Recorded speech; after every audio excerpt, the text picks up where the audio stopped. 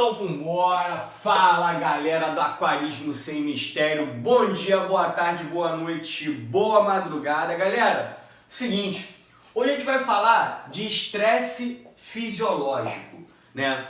É aquela famosa, o meu peixe morreu do nada, o meu peixe ficou doente do nada. E muitas das vezes, galera, o peixe morre por uma coisa chamada estresse fisiológico. Eu já falei num vídeo atrás de osmorregulação, onde eu explicava que um peixe de água doce, quando colocado na água salgada, por que ele morre? E um peixe de água salgada, quando colocado na água doce, por que ele morre? Bem, na biologia existem dois conceitos básicos para a gente entender isso aqui. Só para recapitular. O conceito de osmose.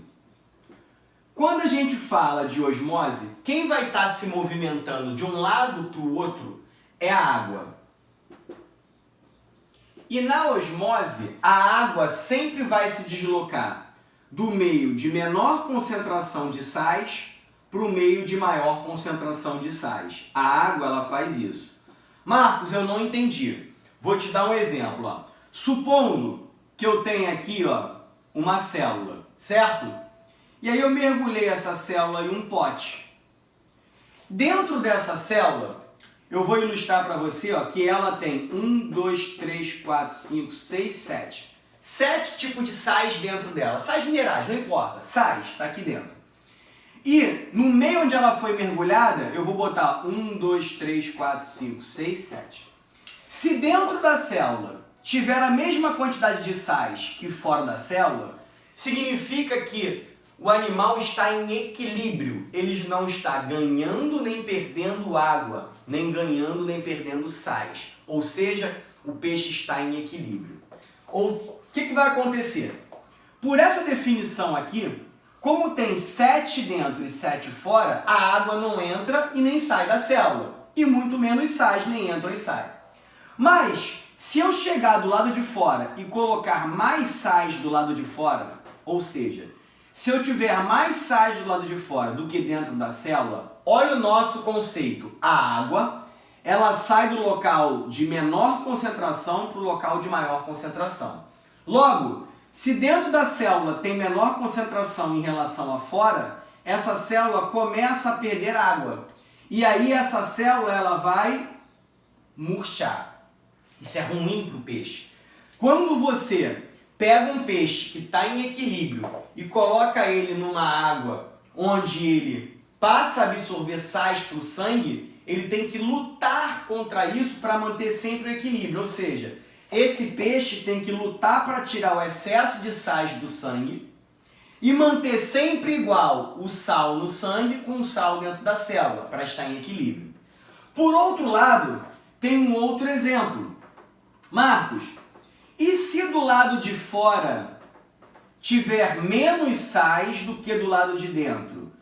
A água sai do menos para o mais. Se fora tiver menos e dentro tiver mais, a água entra na célula. Significa que a tua célula vai aumentar de tamanho até que ela se rompa. E quando acontece isso com o peixe, quando o peixe é colocado num meio em que o sangue dele começa a ficar com menos sais do que a célula, e a célula do peixe começa a ganhar água, essas células começam a romper. O peixe entra no estresse fisiológico para manter o equilíbrio de sais no sangue e sais na célula. Galera, assim como na gente, qualquer ser vivo, vertebrado, precisa manter o equilíbrio de sais no sangue com sais na célula. Geralmente, os sais no sangue se igualam aos sais da célula. A gente chama isso de isotonia, evitando que a célula perca e ganhe água. Beleza? E isso faz com que o peixe gaste energia para manter esse equilíbrio. Vou te mostrar aqui, ó. O que seria uma situação normal de um peixe de água doce? Ah, eu sei, meu peixe é horroroso? É horroroso, tá? Enfim, pequeno gafanhoto, um peixe em condições normais de água doce, olha para cá, ó, dentro dele. Como é internamente os vasos sanguíneos? Eu ilustrei aqui, ó. Nota que eu tenho 3 células e que a quantidade de sais que está dentro da célula é a mesma quantidade de sais dissolvida no sangue. Então eu tenho igualdade de sais dentro e fora. Esse peixe está no equilíbrio fisiológico. Ou seja, ele não está tendo estresse, nem está tendo que gastar energia para manter a quantidade equilibrada. Marcos, por que você está falando isso? Porque, gente, olha só, na água doce, a diferença para a água salgada é que a água doce tem muito menos sais minerais do que a água salgada. Mas a água doce tem minerais. Quem não tem mineral é água destilada. Então, se a água doce tem minerais, a gente vai criar uma classificação para a água doce, lembra? Que é uma água mole, com menos sais ainda, uma água média e uma água dura, com bastante sais. Então você concorda comigo que um peixe que vive numa água mole, a quantidade de sais que tem no sangue desse peixe é bem menor do que os sais que estão no peixe de uma água dura. Então olha só, pega pra cá. Vamos supor que esse peixe de água doce seja um peixe de água mole, certo? Olha pra cá como é que seria a condição normal desse peixe. A quantidade de sais no sangue igual à quantidade de sais dentro da célula. Só que esse peixe é um peixe de água mole, um peixe amazônico, por exemplo. Então ele está em equilíbrio. Tirando o pH, vamos ver só em relação à concentração de sais. Se eu pego um peixe amazônico que vive em água mole e coloco ele em um pH lá, em uma quantidade de água lá, de dureza, do lago Tanganica. No lago Tanganica, a água é dura, ou seja, tem muito mais sais na água. Significa aqui, galera, ó, vou puxar só para você ver. Se eu colocar um vaso sanguíneo de um peixe, ó, Tanganica, água mole, água dura. Como o peixe vive na água dura, lá tem muito mais sais no sangue do peixe. Tá vendo? Muito mais sais no sangue do peixe do que o peixe que vive na água mole. Então aqui, ó, água mole, água dura. Então se o peixe vive na água mole, o sangue dele tem menos sais. Logo, dentro da célula também tem menos sais, mas sempre a mesma quantidade para manter a igualdade. O peixe de água dura, o sangue dele tem mais sais. Logo, a célula dele também vai ter mais sais, né? Igual ao lado de fora, para manter o equilíbrio. Tu tá entendendo? Se o peixe é de água média, ele tem uma quantidade X de sais no sangue que é igual à quantidade dentro das células para manter o equilíbrio. Agora preste atenção, pequeno gafanhoto. Supondo que eu pegue um peixe de água mole, beleza? Que tem pouca quantidade de sais no sangue. Se eu pego esse peixe e coloco na água dura, automaticamente esse peixe de água mole, quando for colocado na água dura, vai haver muito mais sais no sangue desse peixe de água mole, que ele não está acostumado a lidar, porque ele é de água mole. E aí ele vai fazer um estresse fisiológico. Por quê? Como eu coloquei um peixe de água mole na água dura e o sangue desse peixe passou a ficar com muito mais sais, ó, do que dentro da célula, e a gente sabe que a água sai do menos para o mais, o que vai acontecer com a célula desse peixe? Ó? Vai começar a perder água e vai murchar. E o peixe vai debilitar e ter que lutar para jogar esse sal fora. Então, quando esse peixe de água mole é colocado numa água dura e o sangue dele passa a ter mais sais do que a célula, essa célula começa a perder água para o sangue e gera um desequilíbrio no peixe.